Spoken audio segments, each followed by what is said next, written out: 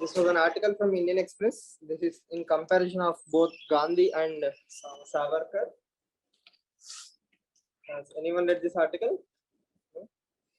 Okay. So normally speaking, we take freedom fighters into different political camps. Yes or no?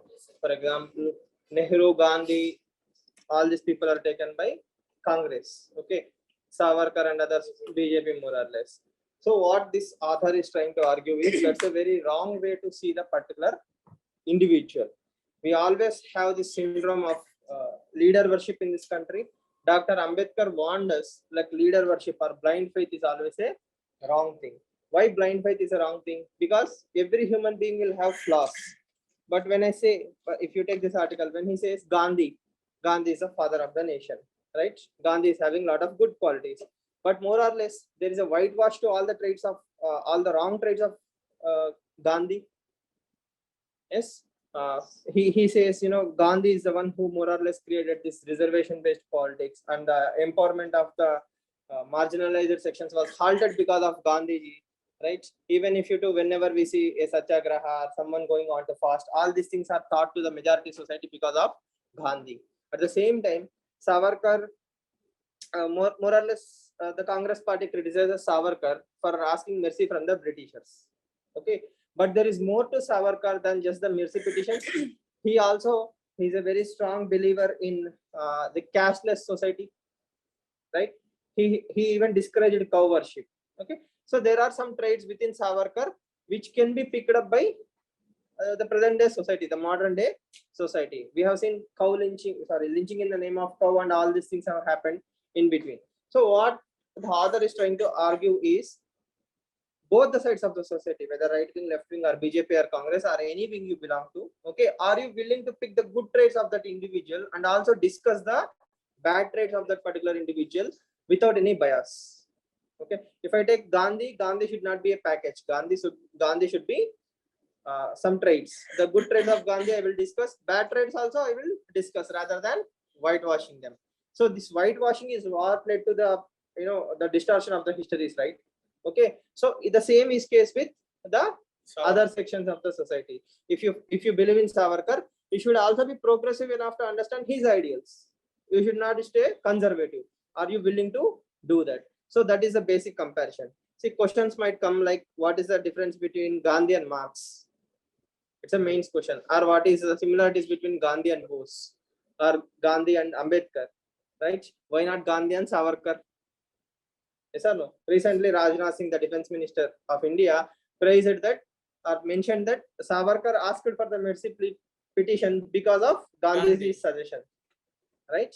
So again, it's a post-truth world. You may or may not believe facts, logic, and all those things, but whatever you believe, you can still have some common sense and rationality. Yes. So both of them loved India in their own way. Both of them took a different path. Yes.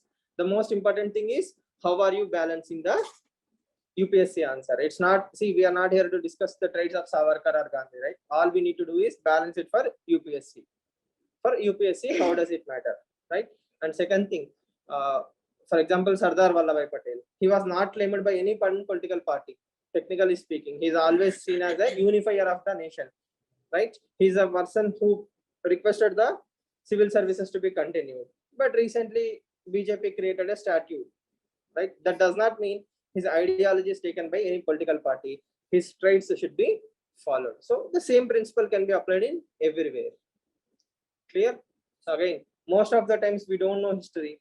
For example, whenever a youth sees Bhagat Singh posters, all they remember is that young man with a lot of anger and who threw bombs in the parliament, right, to make the deaf hear. But also, once he was arrested, he wrote a diary. He's a voracious reader. He has a lot of things to say to the next generations. He abhors violence after a point of time. So that part of the story is more or less ignored. So when we see Bhagat Singh, it's just a symbol for youth, anger. Okay, but Bhagat Singh was very wise for his age. Like that, we have to have the holistic understanding of the society. That is what this article is teaching us. Okay, so this is also a very good article. This article is about Justice Venkatesh Anand's judgment. Yes. You remember who is Justice Venkatesh Yes, Anand? sir. Yes. He's the one who gave that LGBT judgment. He said that medical schools in the country should change their curriculum. Yes. So the authors here are arguing that National Medical Council, the first reform should start with it. Instead of just modifying the textbooks and telling the doctors, the National Medical Council itself should have that proactive understanding and give the LGBT community their due. So even I was not aware. I think many were not aware that textbooks, the medicine textbooks, has a huge amount of bias towards LGBT community. So when you are groomed as a doctor, subconsciously you are also trained in such a way that you have a bias towards the LGBTQ community, and that has to go away. So I don't want to go too much into this article because the determinants of ethics in that class, I told you, right? Law creates ecosystems. Ecosystems create better societies. So one of the determinant of ethics is law. Because a judge said so, executive will implement it. When the executive is implementing, society will accept it. And when society accepts, the next generation will think it's a normalcy. Yes. Yes or no? So law is a determinant of the morality in the society. Critically analyze. Law is a determinant of morality in the society. Critically analyze. In that place, you can use this Justice Anand's judgment in a very progressive way. Clear?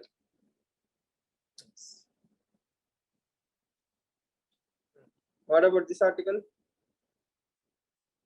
Yes. Time to seed a transition. Okay. Now, so it's a loaded article, but still it's a rational article. Why it's loaded? Loaded because he is targeting the Punjab and Haryana farmers. Why it's a balanced article? Because he is using empirical data. What is the crux of this article?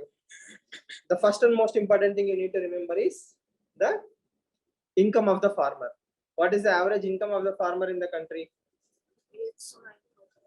So 6,000 was 2014-15, right? Now we will update our data with the most latest available facts. That is situation assessment survey. According to situation assessment survey conducted by National Statistics Office, the average income of a farmer in the country is 10,218 rupees. A very important fact which you should be writing in your mains answers wherever time permits or opportunity is provided. According to the situation assessment survey. Right? Now, why is that number important? If you take the 6,000 benchmark, be very smart about it. If we take the 6,000 benchmark, in 2021, if the income of the farmer is, let's say, 12,000 rupees, haven't we doubled it? Yes. Yes or no? It was doubled. With or without your effort, more or less it is doubled. But if I take the 10,000 rupees as a new benchmark, by 2022, I'm supposed to increase it to 20,000. But if I take the 6,400 rupees benchmark, probably I have doubled it. Okay. So there are different ways to interpret this particular data.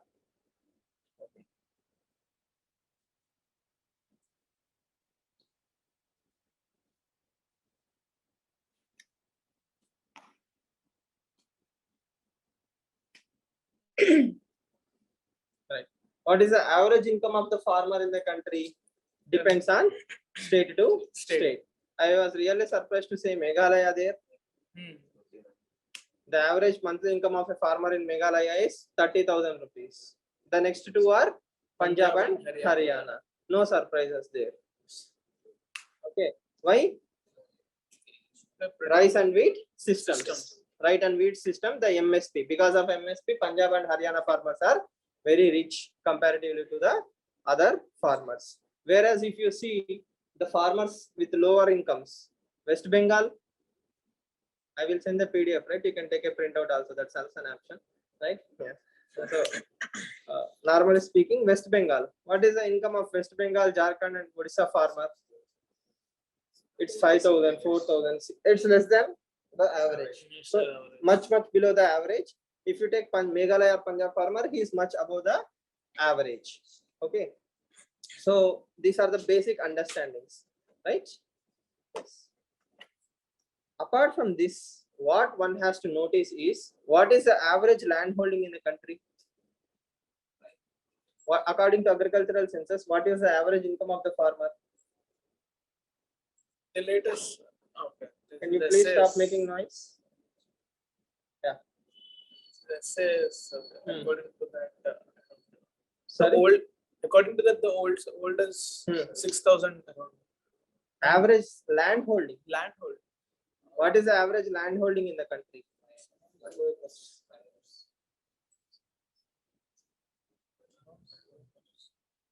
I told you in hectares. What is the average land size in a country? Land size. So how much does a farmer have? 2 acres, 2.5 acres or 1.18 hectares. According to the last agricultural census 2015-16, the average size of land in the country is 1.1 2 acres. Sorry. 1.18 hectares. Okay, see, I try not to be really pissed off, right? But it's very easy to piss me off. Only 2 things. Okay, whoever it is, right? Yeah. So the average size of the land in the country is 1.18 hectares. So that means it comes to more or less 2.5 acres. Hectares and acres are 2 different things. If you understand that basic logic, hectares is different from acre. Okay, so the very parameter we use is hectares. Okay, now what he is more or less saying is, if we actually take the income from 1 acre of a farmer, okay, Punjab farmer and Haryana farmer are not making a huge amount of money per acre because of the availability of the economies of scale. That means, let's say a Punjab farmer have an average of 10 acres. This is for India, right? 1.18 is for India. But for Haryana, probably he has access to 10 acres. So the average land in Haryana is 10 acres. The economies of scale is offering him to make more amount of money. But if I actually reduce it to 1 acre, how much money is he making from 1 acre? He is not making good amount of money. That is the crux of the argument.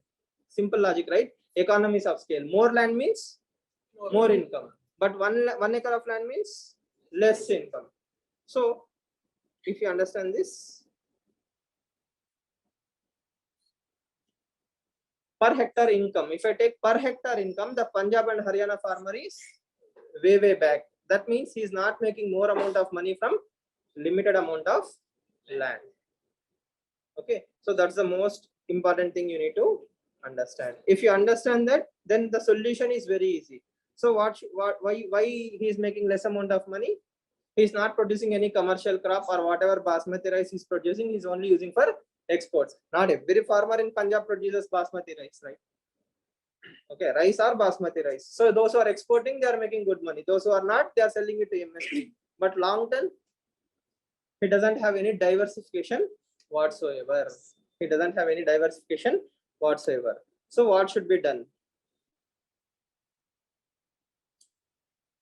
So the simplest solution is implement the 3 farmers bill. When I implement the 3 farmers bill, what will happen? The Punjab farmer will have a lot of opportunity to diversify his crops, not dependent totally on the government.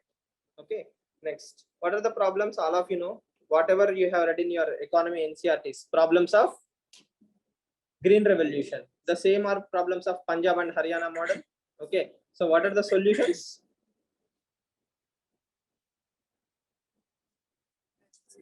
Diversification of the crop. So he simply has to move away from paddy to maize. Will he move?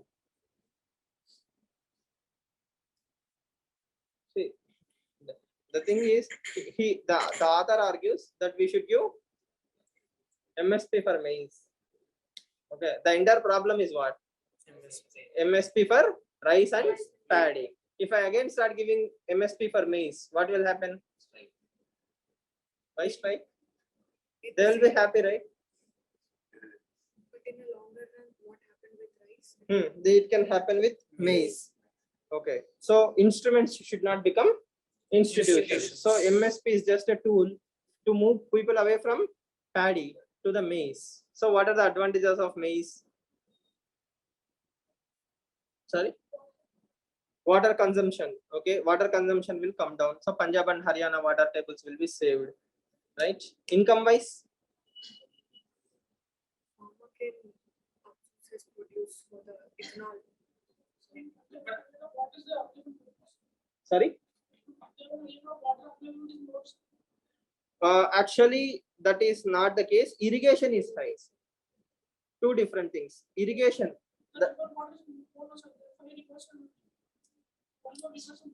Yes. So Punjab, the land of five lakes. Okay, Sindh, right? So what happened is from 1970s we have extracted so much amount of water that right now, if you see World Bank data or any other data, the groundwater tables of Punjab and Haryana came down drastically, right? Again, you can see the data from the government websites also. So groundwater has been drastically reduced. So that is why everybody is saying the Punjab and Haryana to be moving away from water.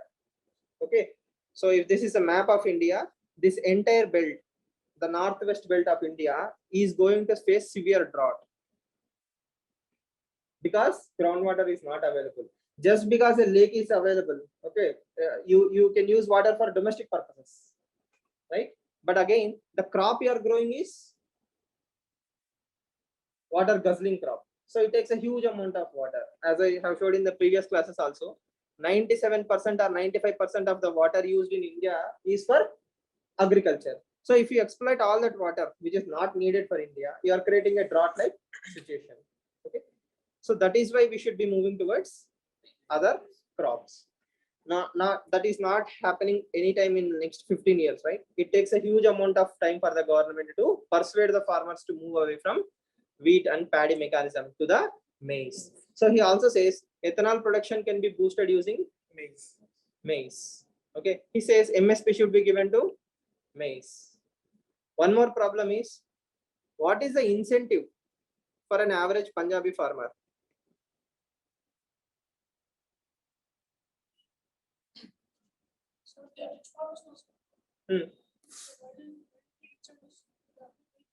They are rich because they are getting incentives. It's like, you know, I will tell you, let's say you are a student. Okay, your monthly income is zero as of now because you are a student. Let's say government of India started giving you 20,000 rupees per month. Okay, you are as good as employed. Yes or no? But why am I giving you this 20,000 rupees? So that you will become IAS one day, right? But you are happy with this 20,000 because 3.6 lakhs per annum you are making as much as a software engineer. So you are happy in this, but not in becoming this. The same with Punjab farmers. They are rich because they are getting MSP. So it's a fact, right? See, they are getting MSP. Why are they getting MSP? So that they will produce rice and export or feed the nation.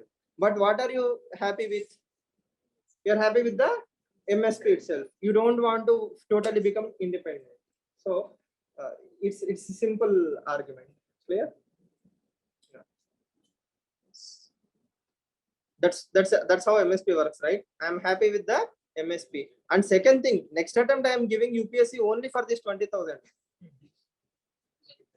First time you wanted to be IAS, I gave you 20,000. Now that you are happy with this 3.6 lakhs, okay, next time why are you attempting UPSC? 20,000. You forgot this. Okay, this has become a new employment scheme. So 6 attempts you make. Then after 6 attempts, then people are coming and say you are no longer eligible. That is the pinch that the Punjab and Haryana farmers are facing now. From 1970 to 2021, they enjoyed this MSP subsidy. Now government is saying you are no longer eligible. They are feeling the heat. So if you are smart enough, you could have done both these things, right? You could have enjoyed the money and probably got some job like Staff Selection Commission or RBI, right? Best of the both worlds. You may not get what you wanted, but you are somehow settling. Punjab farmers should also have invested in allied activities, food processing industries, right? So they unfortunately they couldn't, and I don't blame them because they don't have the foresight. They always thought, you know, this will be the permanent scheme, lifetime settlement. Clear? Yes, any questions? Average incentives, how much? Sorry. So what are the average incentives? Average incentive per acre, per hectare, I think you are getting 1700 rupees or something. So 1000 rupees per hectare is a profit on an average. Okay, larger the incentive, the better. And again, you also have allied activities, jobs, so many other things. Yes. So see again, what you read in NCRTs will change. NCRTs are written in, let's say, 2010. By 2021, the data you find in NCRTs is outdated. The groundwater tables have heavily drained in Punjab and Haryana area. Okay, and we are not working in the replenishment of the same. Yesterday, I was talking about the gigatons, carbon gigatons, right? So this diagram will make more sense to you if you observe it carefully. The green and the dark green are the carbon emissions we have released so far. Okay, 1010 and 500. Okay, 1510 gigatons of carbon dioxide has already been released into the planet. By whom? Everyone, but majorly by developed nations like USA and China. Okay, so now what is available?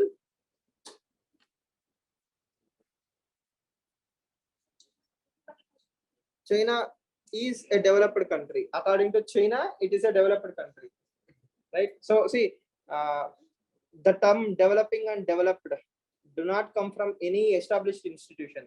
You can self-label.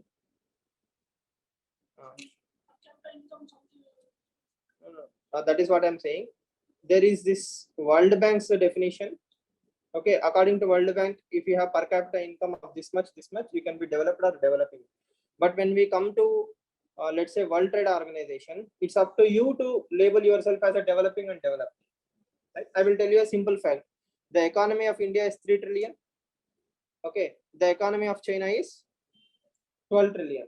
The economy of Russia is 1.9 trillion. Out of these three things, which one is developed?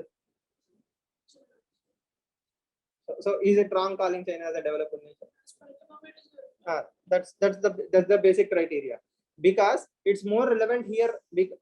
How can you grow into a $12 trillion economy? By spending more carbon dioxide. If you burn more, if you spend more fuel, if you construct more, if you have more buildings, more economic activity, more of everything leads to $12 trillion economy.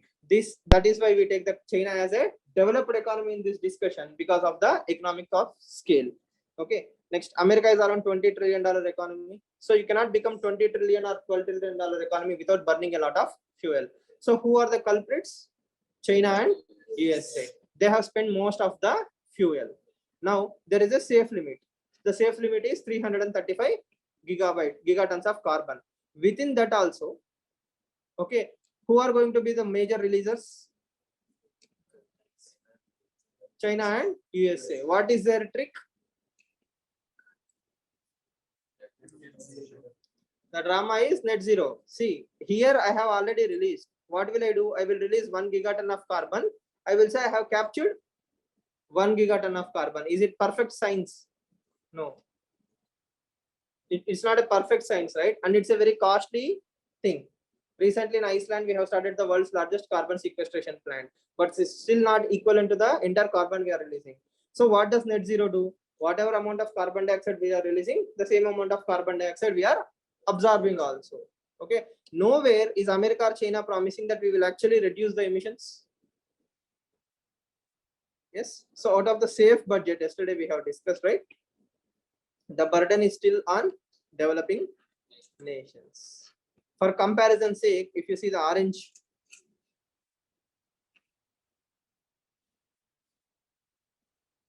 if all the fossil fuel that is with the reserve companies, okay, even if they burn whatever they have right now, still we will be releasing 710 gigatons of carbon dioxide. What is the safe limit?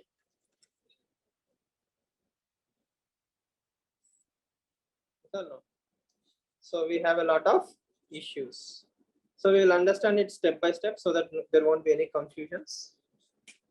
So first of all, why are we discussing this? We are discussing because we have something called as Conference of Parties soon, when Glasgow, Scotland. what is the discussion? To finalize the rules and procedures of Paris Agreement. For those of you who still don't understand, the simplest logic is this.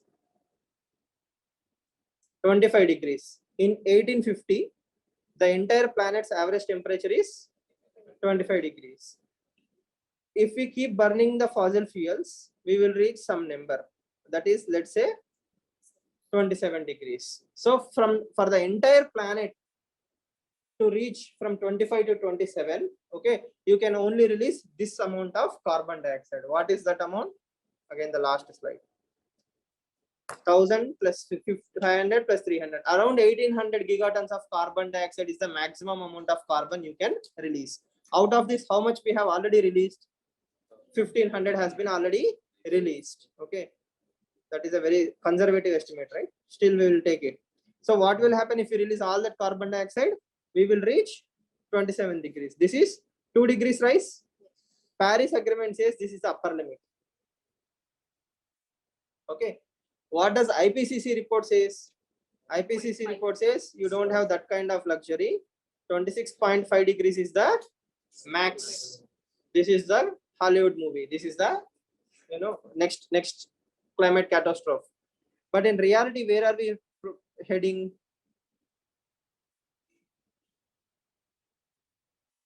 30. You don't even have a chance. 29. 3 to 4 degrees guaranteed rise. In present amount of carbon dioxide we are releasing, we will definitely hit 3 to 4 degrees. When? Only God will know. Okay. The problem is, this is a safe limit. This is the maximum cap according to Paris Agreement. But we are heading for 3 to 4. Right?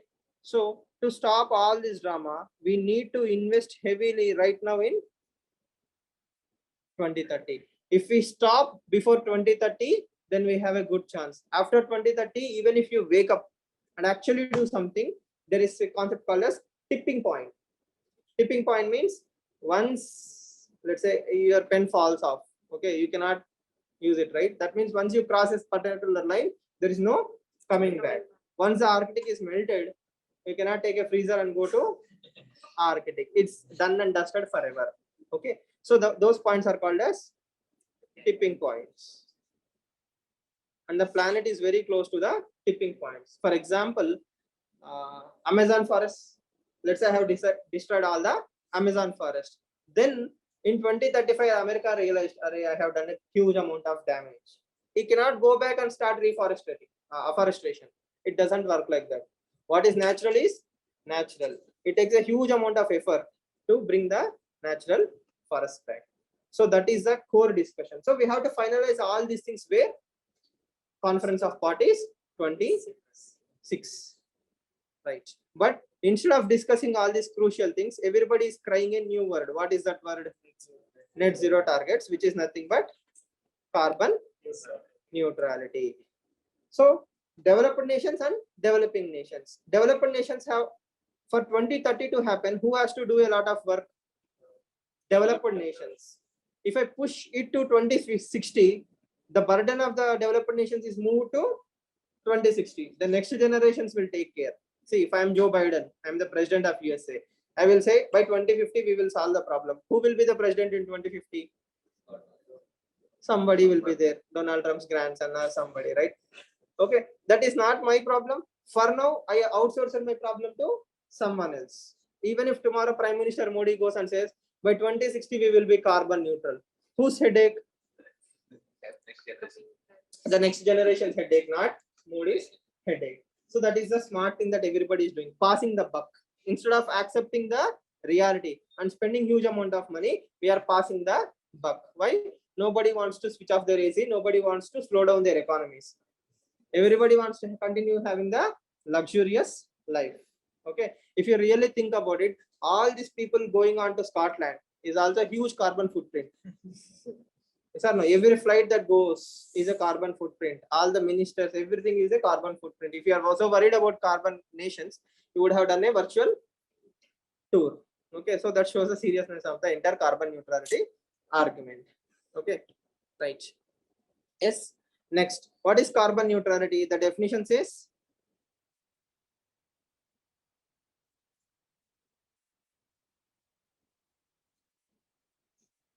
We know this. Either naturally or through artificial means we can absorb the carbon dioxide. One simple thing you need to remember here is carbon dioxide emissions are one thing, greenhouse gases are a different thing. Carbon dioxide you can capture back, greenhouse you have to reduce the emissions. There is no shortcut for methane. You have to only reduce the methane. You cannot, I don't think there is a technology which can capture methane again. That's a very costly thing. Yes or no? Telugu, there is a idiom, right? Yes. So first of all, why do you do something, right? Then again, why do you repent it? Next. So what is the major issue in this COP26 that everybody is discussing? The first one is carbon markets. So Kyoto Protocol was a protocol which was for all the countries, at least the developed countries, to reduce their carbon emissions. The next continuation of Kyoto Protocol is Paris Agreement. Now it's like this. If you go to buy a new car, you have an old car, what will you do? Or you have to buy a mobile, Flipkart exchange program. Yes or no? Flipkart will take your old phone and give you your new phone. So the developed countries are saying that scheme will not work or should not work. The developed countries are saying Kyoto Protocol is Kyoto Protocol. All the carbon credits, whatever are there, that is old drama. We shall stop it. Now, once we start moving towards Paris Agreement, we will start from fresh. Okay.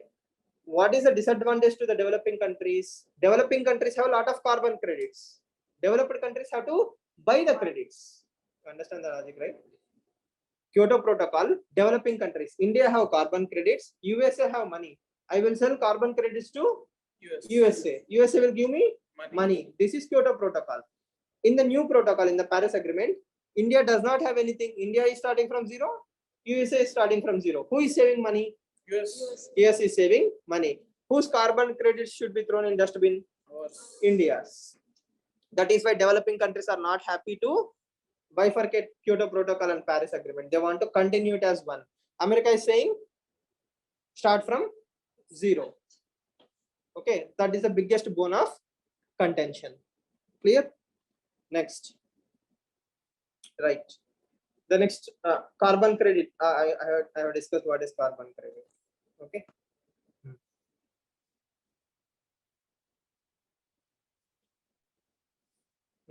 There is one more concept called as common but differential responsibilities. Do you know that? Yes. What is CBDR? Climate change is our common responsibility, but the responsibility to act towards it will be differentiated. Again, if you see China and India, India is a $3 trillion economy. I cannot expect India to subsidize every electric vehicle out there. Okay, so common but differential responsibilities. Everybody have a common goal. What is it? To reduce carbon emissions. How much should I do?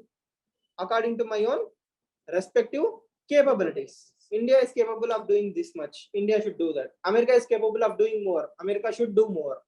So according to CBDR, we are giving more homework to China and USA and other developed countries, whereas less work to developing nations. Right now, net zero does what? Net zero says everybody should do the same homework. A LKG student should also do the same 10th class textbook. A 10th class students also should do the same 10th class textbook. What is the problem with that scenario? Advantage will be more with the 10th class student. Yes or no? It's a disadvantage to the developing nations. In the same way, CBDR was a fantastic module. Fantastic module in Paris Agreement. But they are moving towards net zero. So this is all strategy of the developed nations to get rid of all their work burden. Why? It costs money. Sir, how can you say that? We have facts, we have numbers. See, in Paris Agreement, in Kyoto Protocol, they have a promise. What is that promise? Developed countries will give $100 billion per annum to developing nations. This is known as climate financing. They promised to give $100 billion, not million, $100 billion. In reality, how much money did they give? Hardly $20 billion. If you see the world's the second biggest polluter, how much money did it give? First, $6.6 billion. Within that also half is loan or more than half is loan. Yes or no? What is the difference between grant and a loan? Grant is not supposed to be given back. Grant is a one-time free agreement. Let's say I'm giving something to Aditya, it's a one-time settlement. Okay, for a developmental activity. Loan is I expect you to repay. In Paris Agreement, we have a promise to help the developing countries, not give loans to developing countries.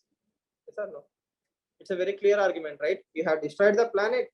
You are giving money to save the planet. Again, you are expecting profits to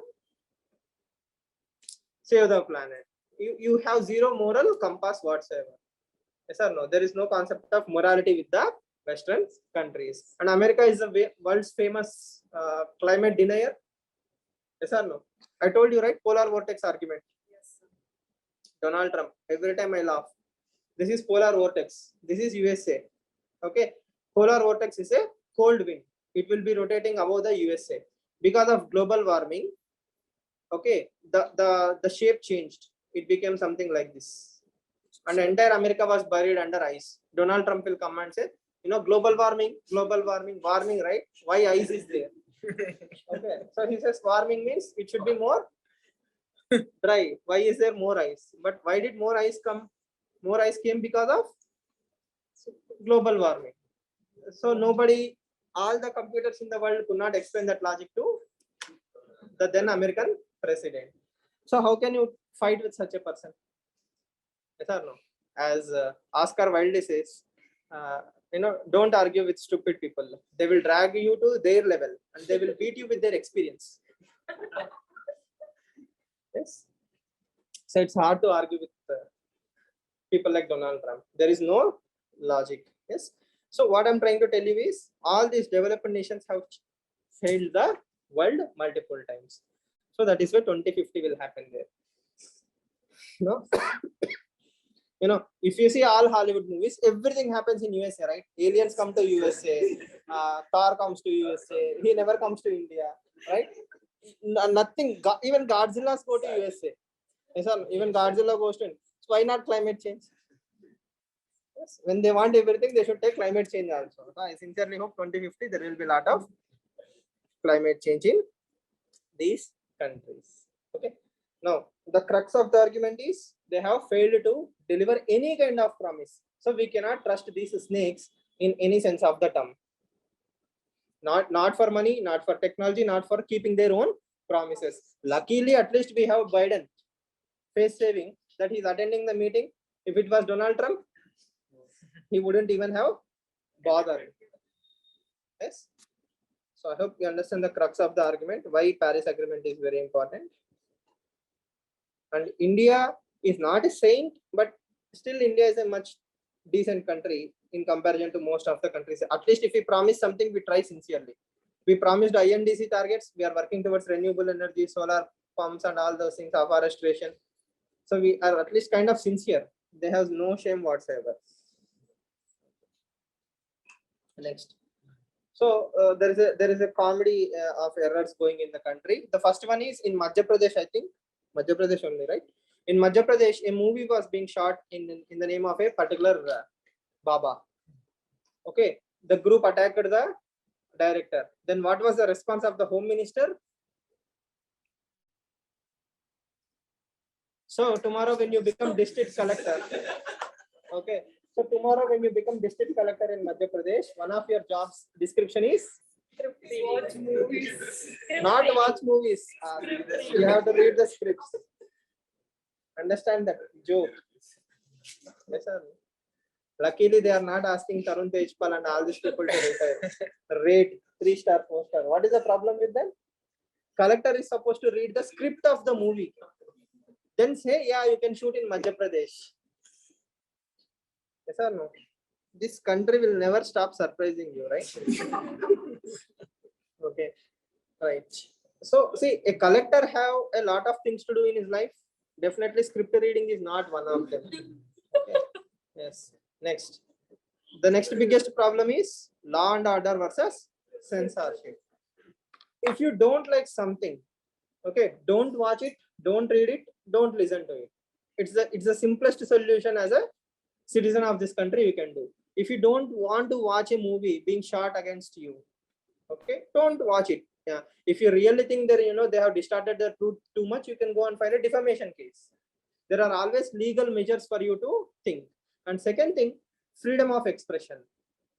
If you have seen Inglorious Bastards, there is a wonderful movie known as Inglorious Bastards by Quentin Tarantino.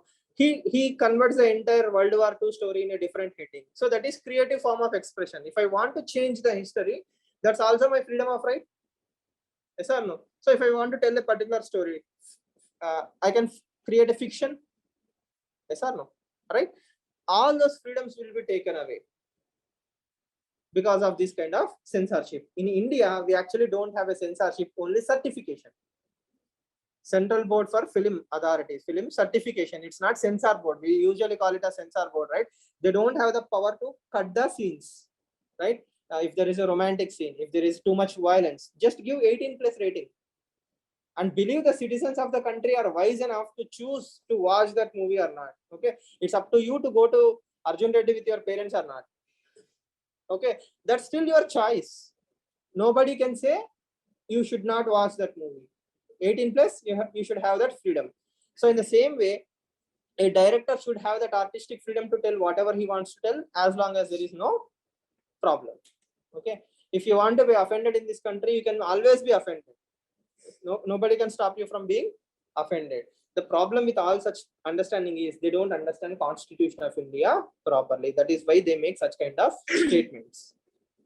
Yes, and there is no pre-censorship. There is no pre-censorship. You cannot stop. If you release something, if you don't like it, then you go to a court. If the court also believes, you know, this is really bad for the society, then you stop it. But before even release, you cannot go to the court saying, you know, this movie should not be released. That is the ultimate value for fundamental rights that should be given in this country. Yes. Okay. So just keep that example in mind, that there is no pre-censorship. Okay. And art should be freely available. Everybody should have the choice to say whatever they want to say, whatever they want to shoot, or wherever they want to. This is violation of Article 191G, right? Profession. I can do my profession from any part of the country. Nobody can tell me what to do, what not to do. So this should not stand any judicial scrutiny, at least under Ramana and Chandrajut. It should be disposed very quickly. Let's see what drama will happen next. Biomining. It's a very important concept both for prelims and mains. Anybody have an idea what is biomining?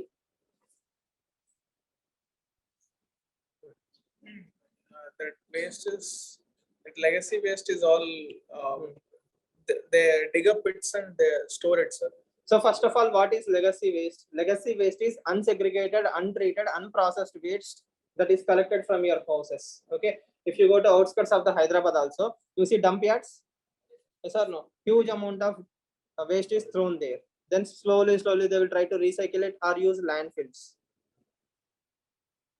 Yes, that means they will dig up a particular amount of land, they will throw all the waste and they will cover it with the soil. This is known as land filling. What is the problem with land filling? Leaching. That means all the chemicals will be leaching into the soil. Soil pollution is happening. Water pollution is happening. Gases will release. Air pollution is happening. Yes, you will attract vector-borne diseases, mosquitoes, pigs. You can imagine all kind of diseases. So landfill is the worst form of idea.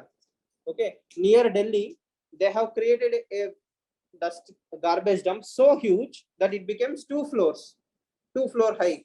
And while somebody was driving nearby that, and that garbage heap fell, and those 2 people were killed.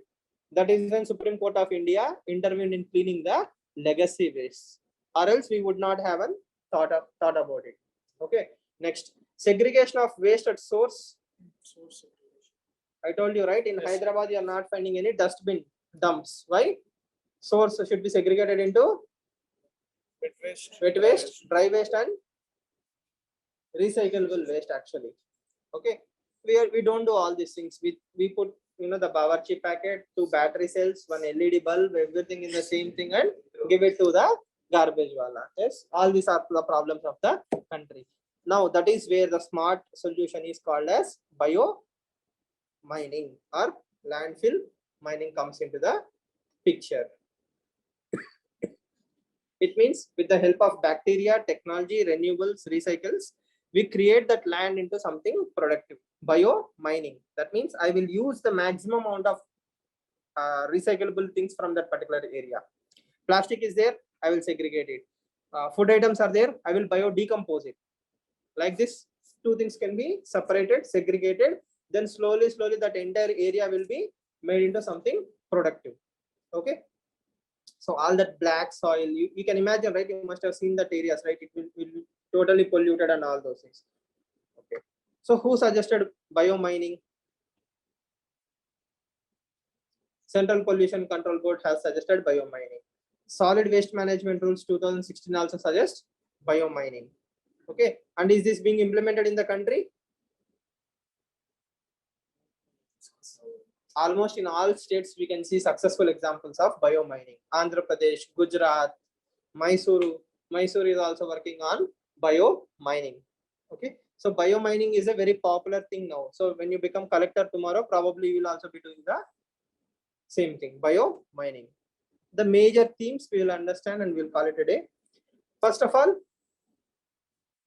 excavation of legacy waste. Then stabilizing that area through bioremediation. That means bacteria will be brought in, it will be spread over the particular area. See, microplastics are created. We don't even know what to call that waste. It's a mix of everything. Plastic, organic, inorganic, everything will be lying in the powder format in that particular area. Right? The land will be degraded. So such kind of area, bacteria will be thrown and that bacteria will make that area into organic. Okay. Next is segregation. And the last one is sustainable management. You can Google certain photos, they will show the first photo totally black, white, useless. The right hand side, green grass. So that is a success from bioremediation. Why is this an important tool? Because it does not have any carbon emissions. We are not using new chemicals again. We are recovering that particular area. And next, the same area can be used for creation of solid waste treatment plants. The same area can be used for solid waste treatment plants. That means I was not wise earlier. I used to throw everything in that particular area. Now that I'm smart, I have done bioremediation or bio-mining. I will use the same place for better processing of the waste. Okay. So Jan Bhagidari, everybody has to participate. Now I cannot throw all the packets into one thing. I have to separate dry waste, wet waste and recyclable waste. Only then the country will have cleaner atmosphere. Very simple, straightforward. And one more advantage is you can also create something called as refuse derived fuel. Refuse derived fuel. That means, let's say there is a plastic or some kind of pellets, okay, in that waste yard. I can compress them and I create something which can be used in burning. Okay, not exactly plastic, but I can use that all the old waste, which is not, cardboards. These will have a lot of moss. So I can compress everything and create something like a burning material. So they are called as refuse derived material. So in a coal plant, along with coal, I can throw them so that will reduce the dependency on coal also.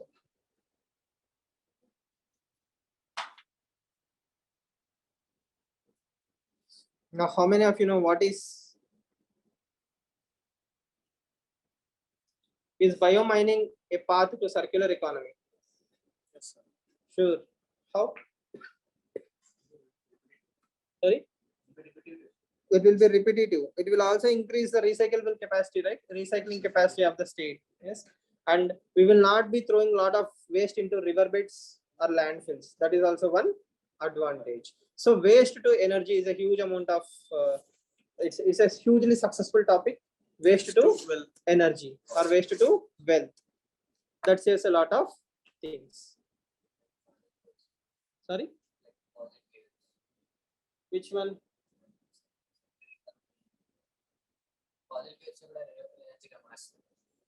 Fossil fuels renewable energy.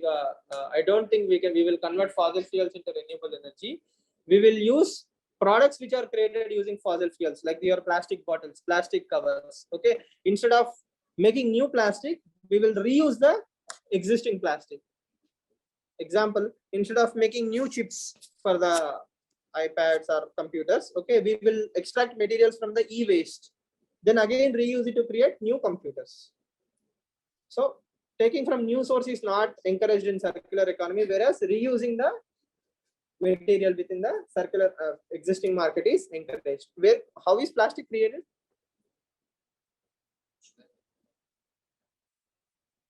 How is plastic created?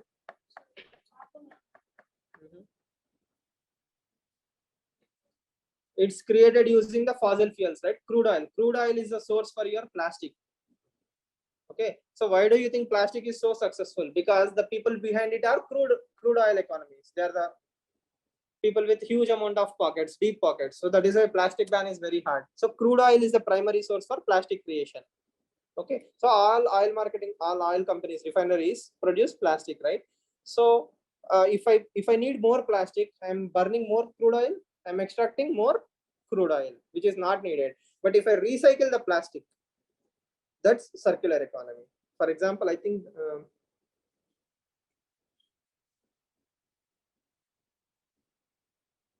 there are a lot of companies. There is a footwear company from Hyderabad. What is was? Neiman's, I guess. I forgot the name.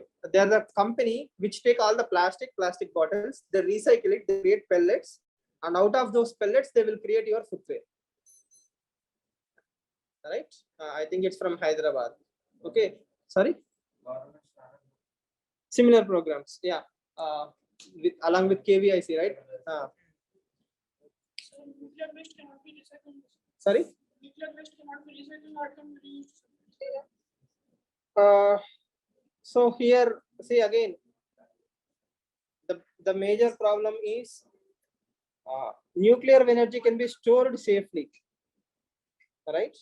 Okay. Apart from this, 99% of the things can be recycled.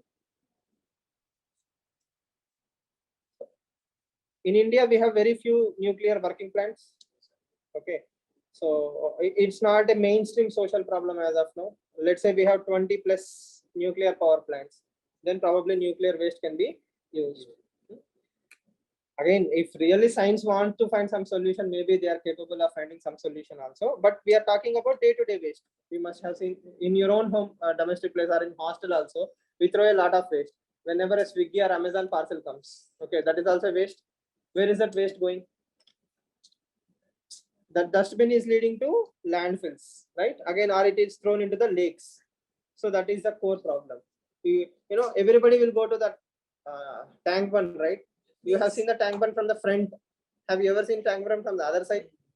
Yes or no? Even the Sarur Nagar area, Sarur Nagar Lake. Anybody aware of Sarur Nagar in Hyderabad?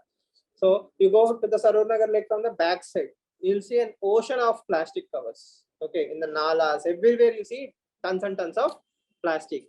And recently, if you see any house construction in Hyderabad, when in any place of the country, if I start digging the holes for basement, okay, what do I find? Plastic covers, all the plastic covers in the layers, right? So plastic is a part and parcel of our life. So the amount of plastic is this. I think so. Let's see, biodegradable plastic, even using bamboo, jute, the mixture of everything. See, at least 10% of plastic will be used. Purely from scratch, we cannot create plastic without the fossil fuel help. But we can reduce the fossil fuel help. Okay. So circular economy is a very powerful thing. We need to invest more in these kind of renewable products. Consumer awareness is also a very important thing. Yes or no? Most people don't even know that recyclable products are good enough. We always go and buy new product, and most people don't carry jute bags or all these things. So awareness has to be generated, or else what will happen? 2050.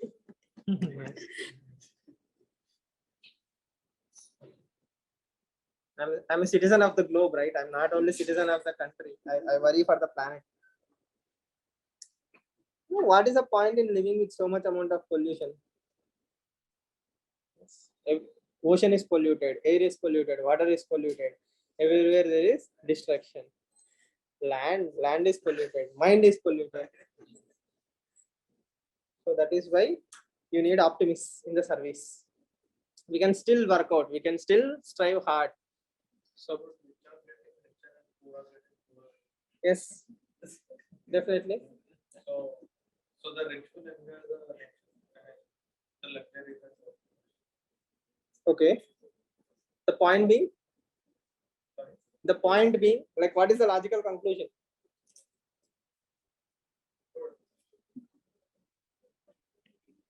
Yeah, so they doesn't care about the pollution of that. They don't care.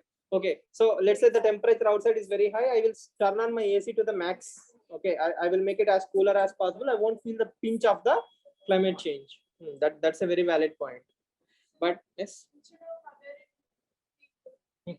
better monitor factors, plastic industry, reduce plastic bags. It's profit. It's lack of ethics, right? They know.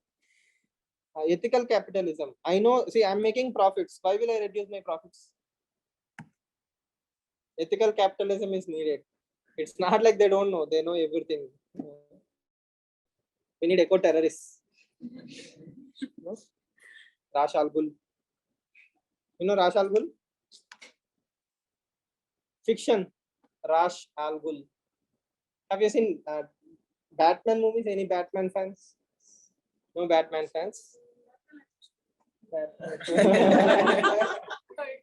So, there is Ra's al Ghul. He is a eco terrorist. He believes in destroying the human life so that planet will survive. So you made this in a Batman. The no, actually the comic itself has Ra's al Ghul character. Liam Neeson character. The first part there will be a fellow, right, who he assumes he is dead. So that character is Ra's al Ghul. Sorry. Okay. Okay. Okay. My bad. I mean, it's not such a huge twist, right? It's not like Shawshank Redemption climax, right? If I tell the Shawshank Redemption climax, then it's a spoiler. Shawshank Redemption. So does biomining help in soil replenishment? Yes, it helps in replenishing the soil also. See, along with that, sustainable methods. Once the soil starts making some progress, we have to take care of it. We have to introduce vermicompost and all those things. It depends on what is your end purpose. I want to make it normal again so that I will construct a sewage treatment plant. That's one thing. If I want to make it into, let's say, agricultural field, that's a whole different department. Okay, our present target is to make unlivable land into livable land. Brownfield developments. That's the only target. Okay. So I will share the PDF. Read line by line. It will make more sense after you read on your own. If you have any questions, do let me know tomorrow. Right? Yes. Any other questions? Yes. For the movies, in India, some people are trying to portray Aurangzeb as some heroes and they release a post. What about it? See again, there are two ways to look at the entire thing. Let's say Aurangzeb is there. How can I make Aurangzeb a good person? There is a movie. Can I make Aurangzeb a good person? Can I make Hitler a hero? In the movie they are doing, right? I totally get it. Can I make him a hero? He is not a hero, right? So all the historical distortion in the world, even if I make 10,000 movies on Hitler, I cannot erase the history. Hitler is a bad fellow. Okay, as simple as that. See, just because somebody is making a movie, that doesn't mean, see, that is what the freedom of expression is all about, right? Let's say I want to make a movie about Shivaji Maharaj. So I can portray his greatness. Okay, just because you like him doesn't make him doesn't take away my right to make a movie. So this is a country where people have built a temple for God's sake. Yes, so if they want to worship God's sake, give them freedom. If they want to worship Aurangzeb, let them die. Let them make movies. Okay, who is watching? He will go into losses. Yes or no? See, we have watched more Game of Thrones. How many people in this room Game of Thrones? Okay. Any other Hollywood movies? Any other English series? Money Heist or something like that. How many people have watched that Aurangzeb, the recent show? You understand the logic, right? Just because I make a movie, that doesn't mean it will whitewash the history. I know Aurangzeb is a bigoted fellow. He has done wrong things. The end of the story. The same is with Hitler. And second thing, always remember, the best part of history is we have to keep debating about it rather than burying it. The more I debate, the more I know the bad traits of Aurangzeb. Yes or no? Probably I may not be aware of the temples he have destroyed. So I will come to know about him. So this culture has this argumentative nature, right? So burying is not the solution. Okay. So and nobody can distort the history to that fearful extent, right? Tribal sub-plan, that means you have the budgets, right? Within the budget, you have a dedicated plan for the tribals. For example, scholarship to the tribal youth, maintenance of hostels, yes, or money for the tribal women for, let's say, self-help groups, dedicatedly for sub-plan. I'm giving you 1,000 rupees. Within this 1,000, I'm bifurcating certain amount for tribal sub-plan. I can use that only for tribal welfare. I cannot use that money elsewhere.